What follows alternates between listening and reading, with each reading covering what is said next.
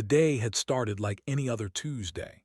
I dragged myself through a 12-hour shift at the hospital, my feet aching and my mind foggy with exhaustion. All I wanted was to collapse on my couch with a microwave dinner and mindless television. The simple comforts of home felt like a distant oasis during those final hours of my shift. I had purchased my modest house 6 months ago specifically because it offered peace and privacy without the restrictions of a homeowners association.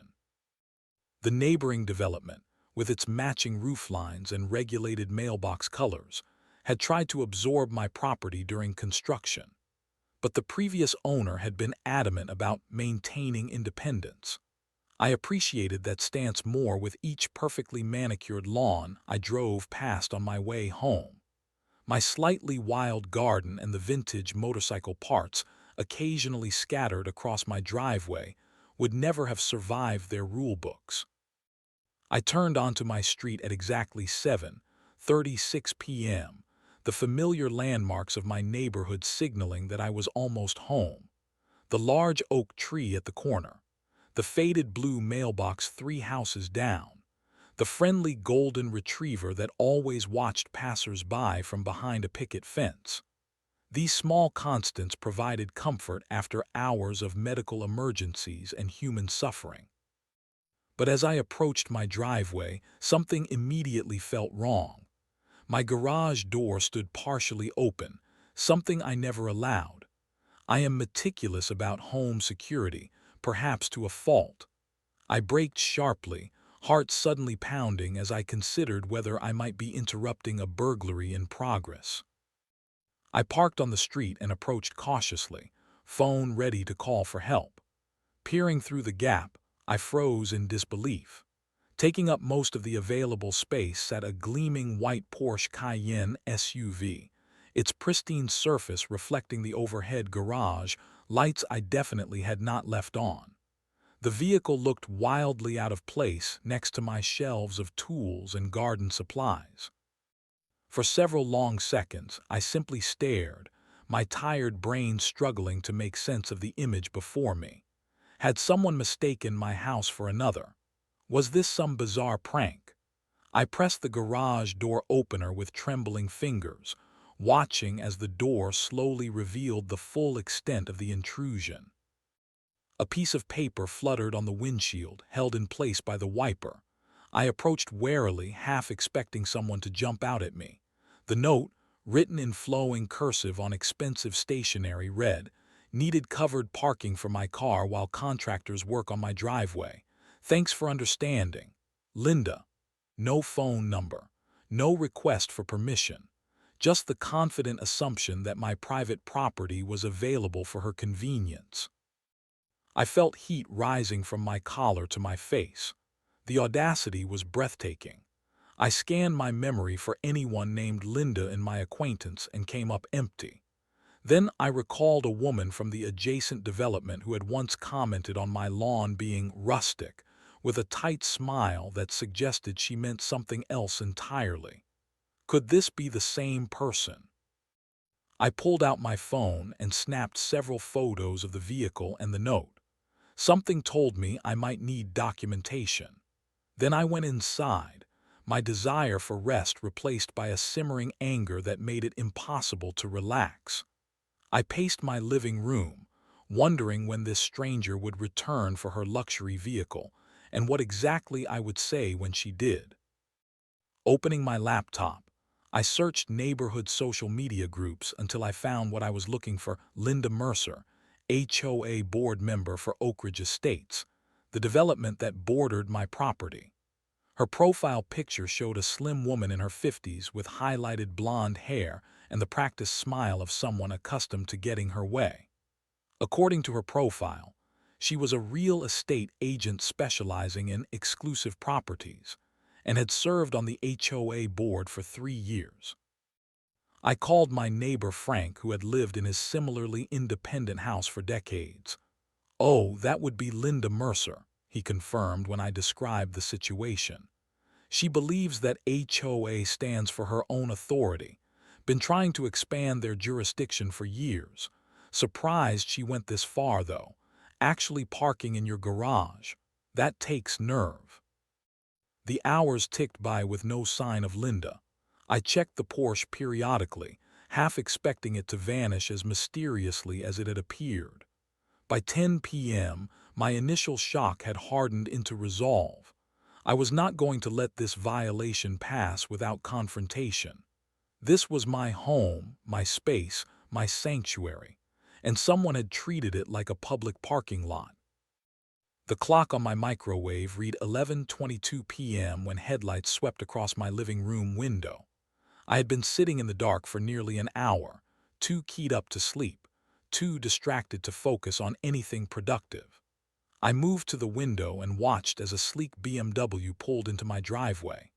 A woman emerged, shoulder-length blonde hair, designer coat despite the mild evening, posture that radiated confidence. Linda Mercer had finally arrived to retrieve her Porsche. I stepped outside before she could reach my garage. The motion-activated security light illuminated us both, creating dramatic shadows across my front yard. Linda paused momentarily, then continued forward with barely a break in stride. Up close, she looked exactly like her profile picture, immaculately maintained, somewhere in her 50s but fighting it expensively, with an expression of permanent mild disapproval. "Can I help you?" I asked, my voice steadier than I expected given the anger churning inside me. Linda smiled, but the expression never reached her eyes. "Oh, hello there. I am just picking up my car. Thank you so much for letting me use your garage today. The contractors were making such a mess of my driveway." She spoke as if we had previously arranged this accommodation, her tone suggesting I should feel honored by her request. "I did not let you use my garage," I replied flatly. "I came home to find my garage door open and your car inside. You never asked permission." Linda waved her hand dismissively. "Oh, details. I knew you would not mind. We all need to help each other out in this community." "This is not a small detail. You entered my property without permission. How did you even get my garage to open?" She adjusted her designer sunglasses perched atop her head, despite the darkness. "The HOA maintains universal remotes for emergency access. Standard procedure." My blood ran cold.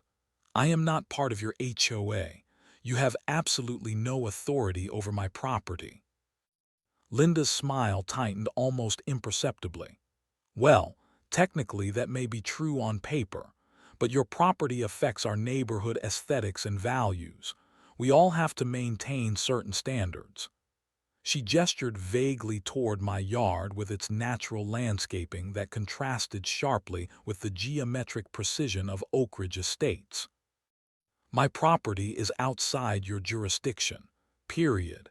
And using an emergency access remote to enter my garage without permission is trespassing at minimum."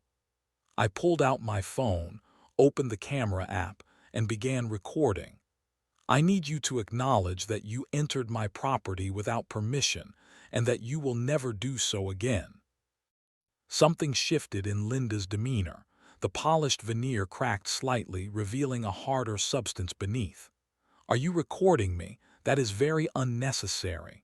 Her voice dropped to a lower register. "You should know that homeowners who do not cooperate with neighborhood standards often find themselves facing numerous challenges. Permit inspections, code violations. It can become quite difficult." "Are you threatening me?"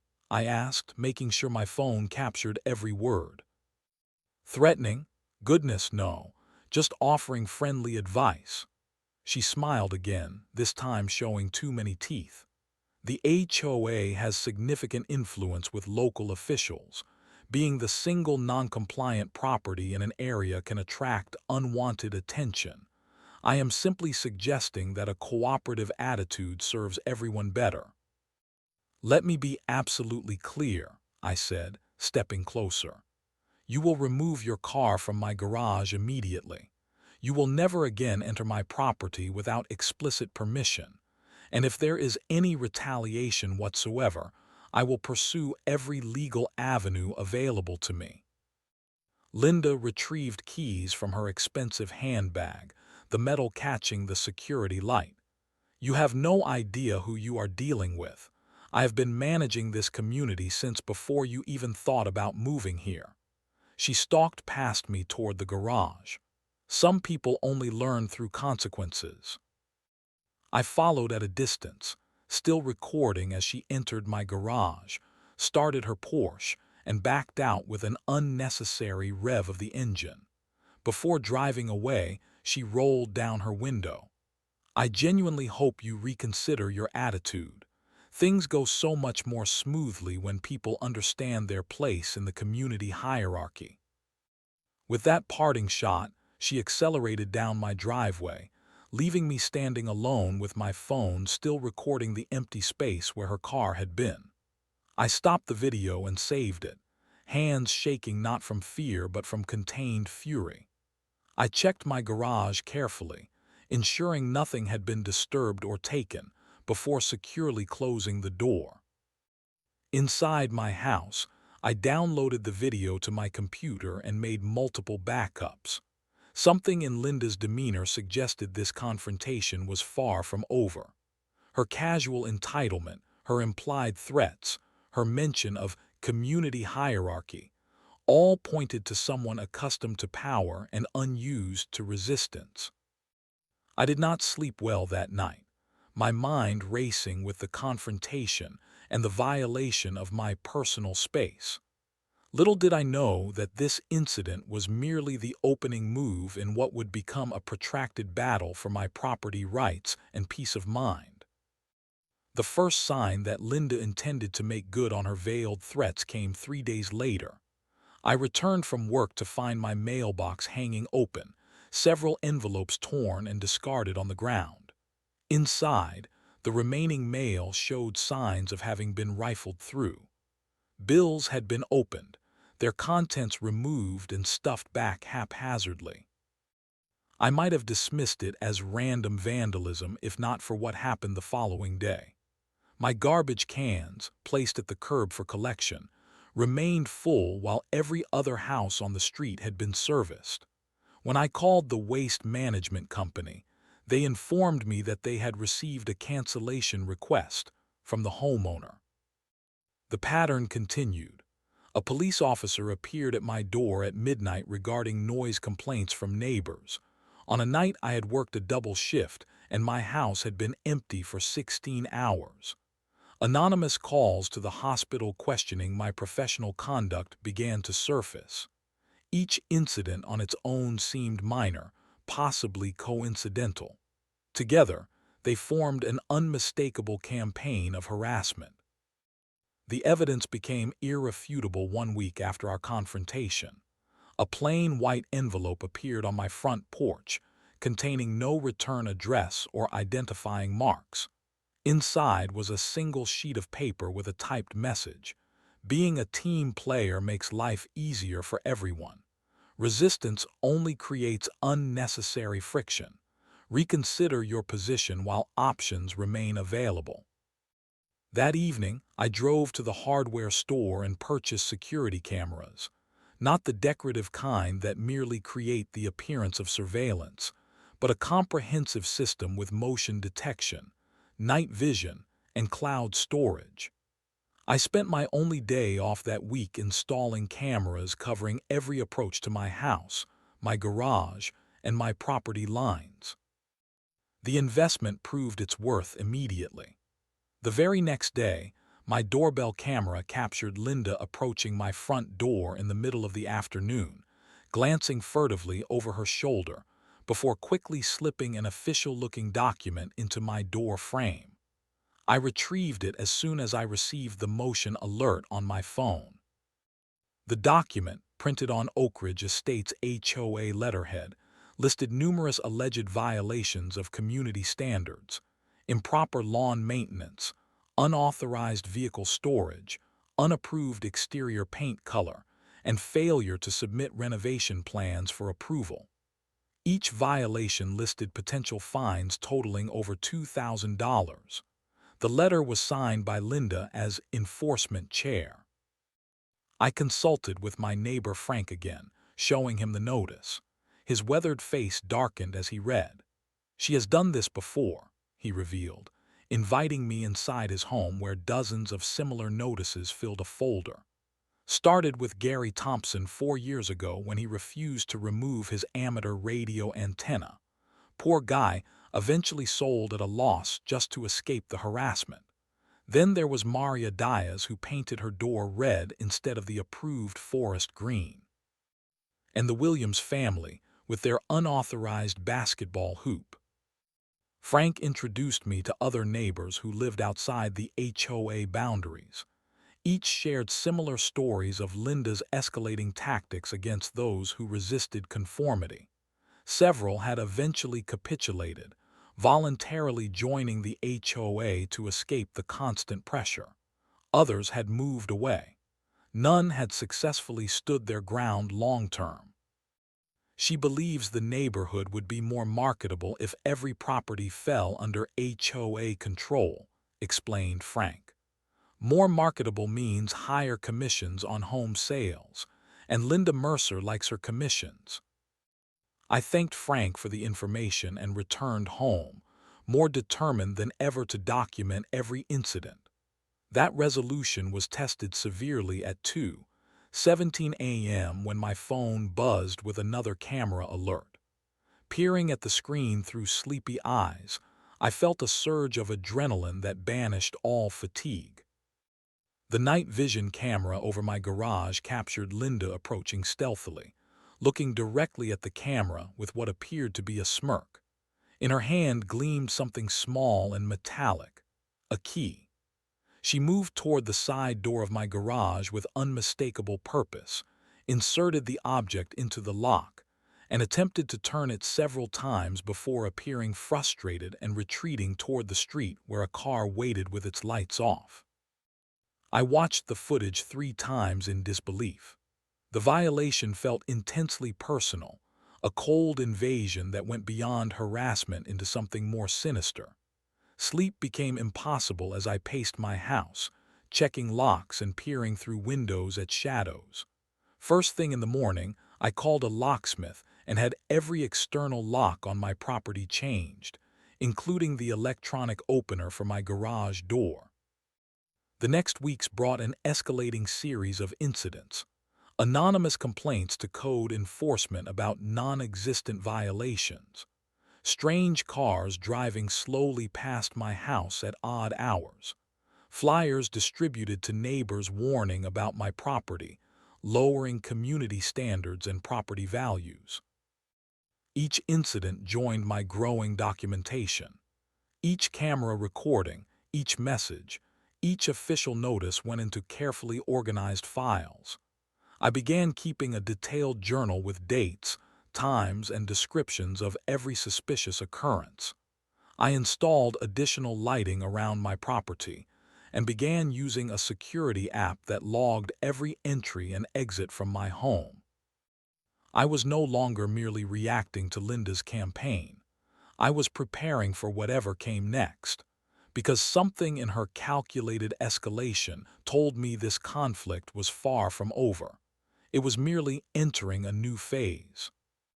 2 sleepless nights after Linda attempted to access my garage, I decided to shift from defense to offense.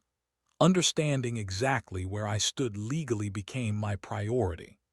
I requested a day off from work and drove to the county records office, a beige government building filled with the musty scent of old paper and the quiet murmur of researchers. The clerk looked skeptical when I explained my situation. Property disputes with HOAs can get messy, she warned. They typically have detailed documentation of their jurisdiction. That is precisely what I need to verify, I replied, conveying more confidence than I felt. 4 hours later, surrounded by property maps, development plans, and deed restrictions, I found what I was looking for. My hands trembled slightly as I stared at the original development plans for Oak Ridge Estates. There, clearly marked on the boundary survey, was my property, specifically excluded from the development with a notation reading, Parcel 447, be exempted from all CC and RS and HOA governance per agreement dated March 15, 1997. I requested copies of everything, paying the exorbitant per-page fee without complaint. The clerk, now invested in my research, helped me locate the actual agreement referenced in the notation. It revealed that the previous owner of my home, retired attorney Samuel Watkins, had specifically negotiated the exclusion when developers attempted to incorporate his land into their planned community.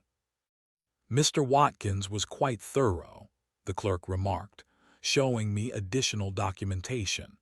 He filed separate paperwork ensuring the exemption would transfer to all future owners. I have seen developers try to chip away at these exclusions over time, but this one is ironclad. Armed with this information, I scheduled a consultation with a property rights attorney named Diana Chen. Her office, unlike the county records building, smelled of fresh coffee and new furniture. Diplomas and certifications covered one wall, while the opposite displayed framed newspaper articles about successful cases against developers and municipal overreach. Diana reviewed my documentation carefully, her expression growing increasingly confident. "This is unusually clear-cut," she said finally. "Your property is explicitly excluded from HOA jurisdiction. They have absolutely zero authority to impose rules, regulations, or fines on your property." She tapped the papers with a perfectly manicured nail. "Moreover, their repeated attempts to assert authority could constitute harassment, especially combined with the other incidents you have documented." "What about the garage entry and attempted second entry?" I asked. Diana's expression hardened. "That crosses several legal boundaries, trespassing at minimum, possibly breaking and entering, though that might be harder to prove without evidence of forced entry. The critical question is how she obtained access initially." She mentioned something about universal remotes for emergency access. Diana made a note. "If such remotes exist, they would be strictly regulated and documented. Misuse would be serious. We should include that in our cease and desist letter." Cease and desist letter. "The logical next step," Diana explained. "We formally notify both Linda personally and the HOA board collectively that they have no jurisdiction over your property and must immediately cease all attempts to impose their regulations. We also address the specific incidents of trespassing and harassment, warning that continued actions will result in legal proceedings." The letter, delivered via certified mail requiring signature confirmation, was like throwing a stone into a hornet nest. 3 days after delivery, I returned home to find a crowd of neighbors gathered near my driveway, dispersing quickly at my approach. One elderly woman remained, introducing herself as Barbara from 4 houses down. "Just wanted to warn you," she said quietly. "Linda has been going door to door, telling everyone your property is bringing down values and creating safety hazards. She is organizing some kind of neighborhood action committee." The following morning, a group of 5 people in matching polo shirts embroidered with the Oak Ridge Estates logo appeared at my door. The apparent leader, a balding man with an apologetic smile, introduced himself as Thomas Grayson, HOA president. "We understand there has been some confusion about jurisdiction," he began, clipboard in hand. "But regardless of technical boundaries, we all benefit from consistent community standards." I noticed my security camera blinking steadily, recording every word. "There is no confusion. My property is legally excluded from your HOA. I have documentation confirming this fact. Yes, well, paperwork aside, he continued, we have received numerous complaints about conditions here, unmowed sections of lawn, unauthorized structures, vehicle parts visible from the street. He gestured toward my vintage motorcycle restoration project. Those complaints are invalid, as your organization has no authority over my property. Thomas shifted uncomfortably. Linda suggested we might discuss voluntary compliance, perhaps a transition period where you could gradually bring your property into alignment with community standards, followed by official incorporation into the HOA. Linda suggested that, did she? I asked, deliberately activating the recording function on my phone. Would you mind clarifying your association with Linda Mercer and whether she authorized this official visit? The group exchanged uncertain glances. Thomas cleared his throat. Linda is our enforcement chair. She has expressed concerns shared by many residents. Are you aware that I have received a cease and desist letter regarding harassment, trespassing, and attempted unauthorized entry to my property? Thomas blinked rapidly. We were not informed of any legal communications. Interesting. The letter was delivered to both Linda personally and the HOA board officially. Would you like to see the delivery confirmation? Without waiting for a response, I retrieved the documentation and presented it. The group's discomfort visibly increased. There must be some miscommunication, Thomas mumbled. We will need to discuss this at our next board meeting. While you do that, please note that this entire conversation has been recorded and will join my existing documentation of harassment. Any further unilateral attempts to impose HOA regulations on my property will be considered knowing violations of established boundaries. After they departed, I immediately called Diana to update her on the situation. Good work, she affirmed. Keep documenting everything. If they continue after explicit notice, their liability increases substantially. In the days that followed, the pressure transformed from direct confrontation to social isolation. Neighbors who had previously offered friendly waves crossed the street to avoid interaction. I received notification that my invitation to the community block party had been sent to the wrong address. Anonymous posts appeared on neighborhood social media groups referring to problem properties and community standards holdouts with thinly veiled references to my address. I continued my meticulous documentation. Every encounter, every social media post, every apparent act of organized ostracism. My file grew thicker by the day, electronic and physical evidence accumulating like snow before an avalanche. Something would eventually give way. I just did not know what form the breaking point would take. 2 weeks passed with surprising quiet. No new notices appeared on my door. No suspicious vehicles lingered near my property. My garbage was collected on schedule, and my mail arrived undisturbed. The sudden absence of harassment felt almost more unsettling than the conflict itself, like the unnatural stillness before a tornado.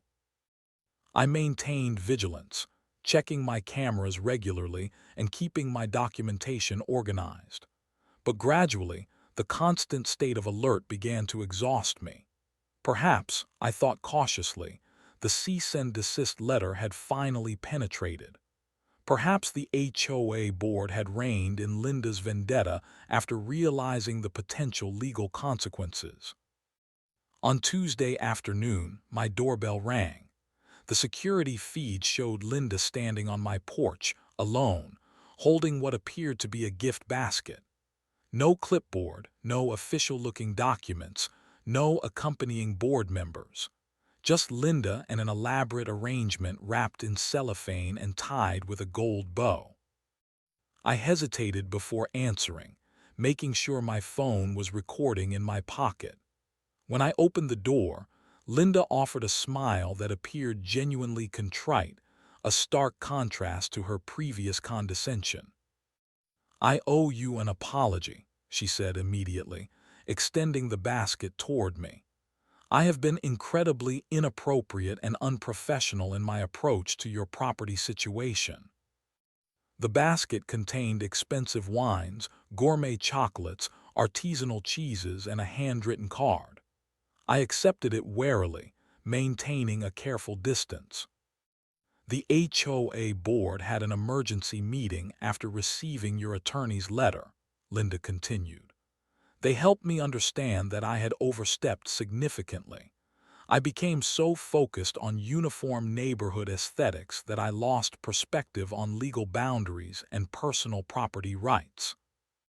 Her apology sounded rehearsed but sincere. The contrition in her voice seemed genuine, her usual imperious manner replaced by something approaching humility. "I particularly want to apologize for entering your garage without permission," she added, looking appropriately ashamed. "That was completely unacceptable. The remote was supposed to be for genuine emergencies only, and I abused that trust." I listened silently, neither accepting nor rejecting her apology, waiting to see where this performance was leading. "The board has clarified our jurisdiction boundaries, and we completely respect that your property is independent of our authority. We would still welcome your voluntary participation in community events and standards, but that will be entirely your choice with no pressure or consequences." Linda extended her hand. "I hope we can start fresh as neighbors rather than adversaries." I shook her hand briefly, still skeptical but willing to accept the possibility of genuine resolution. "Thank you for the apology. I appreciate the acknowledgement of boundaries." After Linda departed, I examined the gift basket thoroughly before bringing it inside, half expecting to find some kind of surveillance device hidden among the gourmet items. Finding nothing suspicious, I placed it on my kitchen counter, still unable to fully believe in this sudden transformation. I called Diana to report the unexpected development. "Interesting," she said thoughtfully. "It could be sincere or it could be strategic. Either way, maintain your documentation and stay alert. Real changes in behavior patterns like this are rare without significant external pressure." The following day, I left for work with cautious optimism about the apparent resolution. Perhaps the conflict had truly ended with this unexpected apology. Perhaps I could finally relax in my own home again. I returned at 4:30 p.m. to a scene of chaos. The sound of heavy machinery greeted me halfway down my street. As I approached my house, I saw three men in yellow safety vests operating an excavator that had already dug a 3-foot-wide trench across the back corner of my property. A pile of displaced soil covered what had been a small herb garden. I parked haphazardly and ran toward the workers, waving my arms. "Stop! What are you doing? This is private property." The machine operator cut the engine. A man in a white hard hat approached, consulting a clipboard. "Sir, we are installing the neighborhood drainage improvement system, all authorized and permitted." He handed me a document. "We have your sign permission right here." The paper bore what appeared to be my signature on a form authorizing easement access for installation of drainage infrastructure. The signature resembled mine superficially, but was clearly forged. Certain distinctive elements of my handwriting were missing, and the pressure points were all wrong. "This is not my signature. I never authorized this work. You need to stop immediately." The foreman frowned, examining the document more closely. This came through the Oak Ridge Estates HOA office with all the proper county stamps.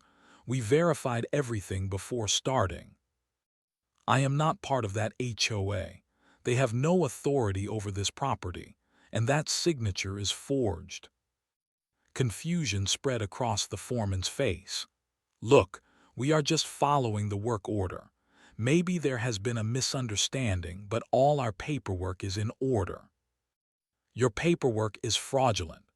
Please remove your equipment from my property immediately while I contact the police to report trespassing and forgery. The foreman hesitated, clearly torn between continuing the contracted work and responding to serious allegations. Let me call my supervisor. As he stepped away to make the call, I noticed a familiar BMW parked down the street, partially obscured by a delivery van. Through my phone camera zoom, I could clearly see Linda in the driver's seat, watching the confrontation unfold. I called 911, reporting both the trespassing construction crew and the forgery of my signature. While waiting for police to arrive, I photographed the damaged section of my yard, the equipment, the workers, and the falsified document. I also captured several clear images of Linda observing from her vehicle. The police arrived within 20 minutes. Officer Reynolds, a steady professional in his late 30s, listened carefully to my explanation, examining the document with its forged signature. "You are certain you never signed this?" he asked. "Absolutely certain. I never authorized any drainage work or easement access." Officer Reynolds spoke briefly with the construction foreman, who had been joined by his supervisor. The workers began packing up their equipment, the supervisor apologizing profusely for the misunderstanding. "The document came through official channels," he explained. "We had no reason to question its authenticity." "Who specifically provided this documentation?" Officer Reynolds asked. "The Oak Ridge Estates HOA office submitted it through their representative. He consulted his paperwork, a Ms. Linda Mercer." Officer Reynolds turned to me. "Do you want to press charges for the property damage and forgery?"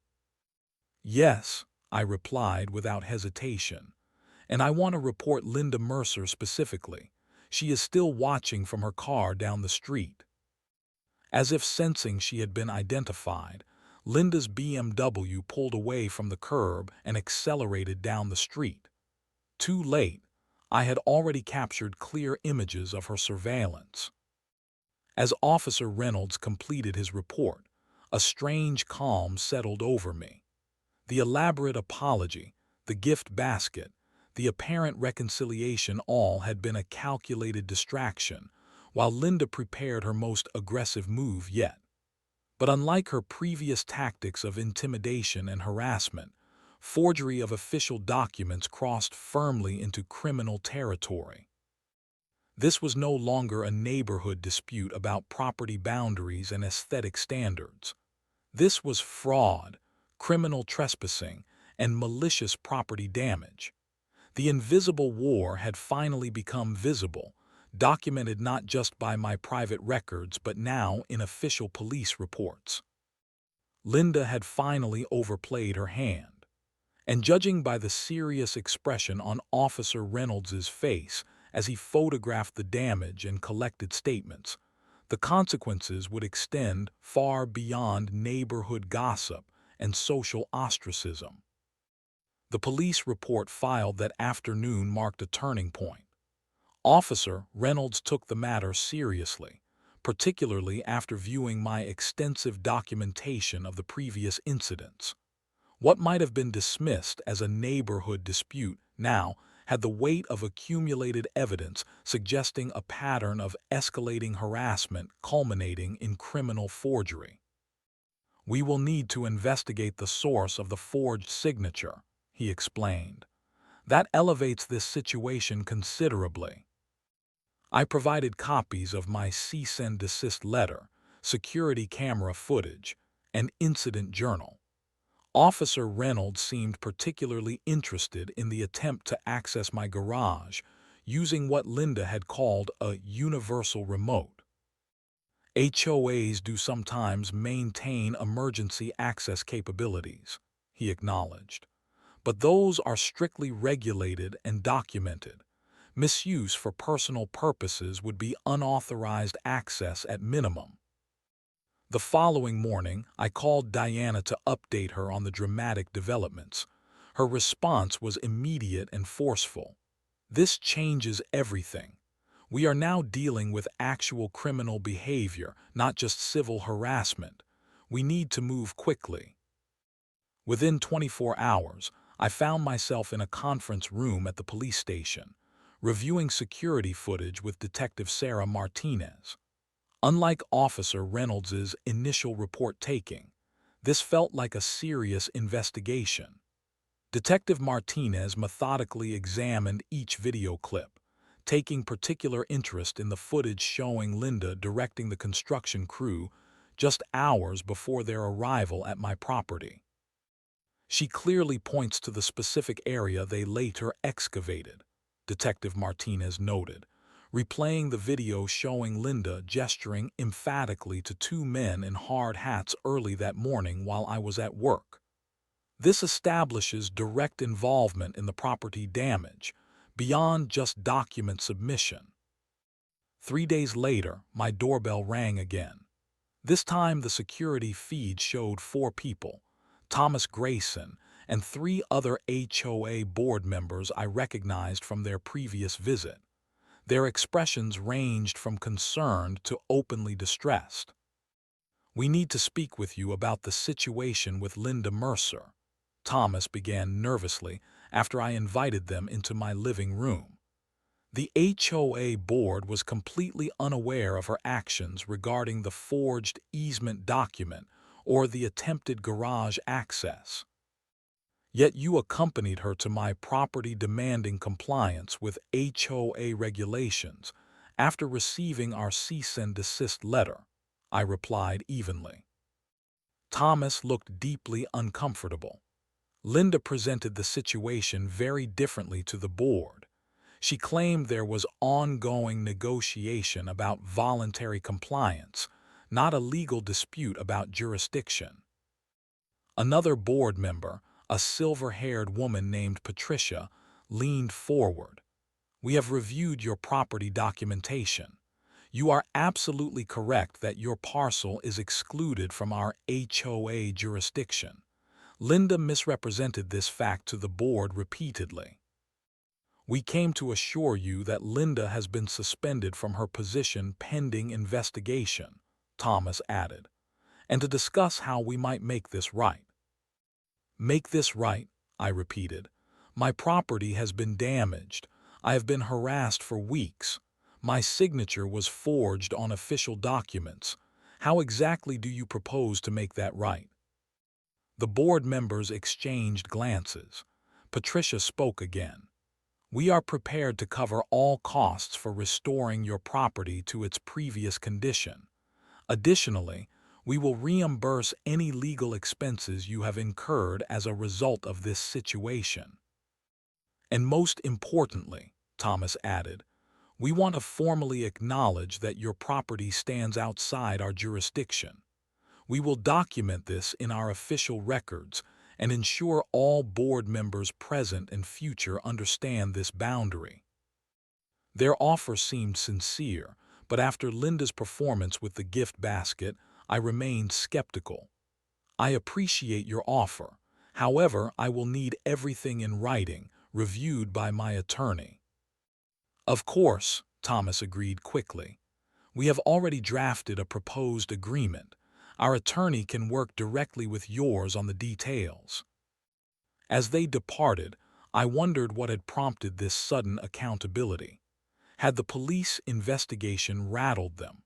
Or had they discovered something else about Linda's activities that concerned them? The answer came the following day when Diana called with news. The police executed a search warrant on the HOA office yesterday. Apparently, this is not the first document Linda has falsified. According to Diana's sources, investigators had discovered multiple instances where Linda had misused HOA letterhead and forged signatures, primarily targeting homeowners who opposed her initiatives or questioned her authority. Most of these forgeries involved relatively minor matters that nonetheless helped consolidate her power: proxy votes for absent homeowners, approval forms for her preferred vendors, documentation of supposed violations. "The board is in damage control mode," Diana explained. "They are trying to distance themselves from Linda's actions to limit their own liability. That works in our favor." Diana had drafted a comprehensive settlement agreement that went beyond the board's initial offer. In addition to property restoration and legal expense reimbursement, it included a substantial payment for emotional distress, a public acknowledgement of wrongdoing, and most importantly, a legally binding recognition of my property's independent status. "We are also proceeding with the lawsuit against Linda personally," Diana added. "The HOA might escape with minimal consequences if they can prove they were unaware of her actions. Linda herself will not be so fortunate." The most surprising development came a week later.